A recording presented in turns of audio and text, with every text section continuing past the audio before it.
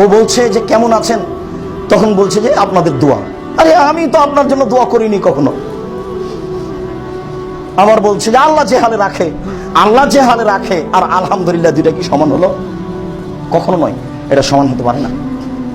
আবু মুসা আশআরী রাদিয়াল্লাহু তাআলা আনহু বলেন, রাসূল সাল্লাল্লাহু আলাইহি সাল্লামের সাথে আমরা একদা ছিলাম। কুন্না মা রাসূলিল্লাহি সাল্লাল্লাহু আলাইহি ওয়াসাল্লাম ফি সাফারিন, আমরা রাসূলের সাথে একদা এক সফরে ছিলাম। কুন্না ইযা আলাউনা কাব্বারনা, যখনই আমরা উপর দিকে উঠতাম তখনই আল্লাহু আকবার বলতাম।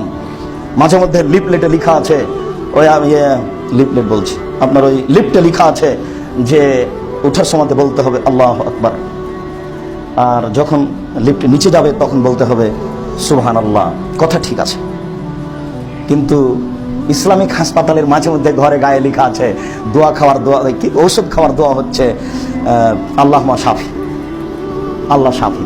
এটা হলো বিসমিল্লাহর জায়গাতে চলে আসলো আল্লাহ শাফি। দেখেন মানুষের বুদ্ধি কেমন। ওটাও ঠিক আছে, আপনি এই যেটা আপনার এতে আছে লিফটে আছে সেটা আপনি বলেন, বলা তো অভ্যাসী হন। আবু মুসা আশআরী রাদিয়াল্লাহু তাআলা আনহু বলেন যে আমরা এক সফরে রাসূলের সাথে ছিলাম। এ জানালাও না কাব্বার না, যখনই আমরা উঁচু স্থানে উঠতাম টিলাই, তখনই আমরা বলতাম আল্লাহু আকবার।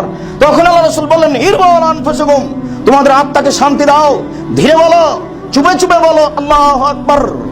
ইন্নাকুম লা তাদুনা আসাম্মা ওয়ালা গায়েব, নিশ্চয় তোমরা যাকে ডাকো বধির নয়, তোমরা যাকে ডাকো অন্ধ নয়।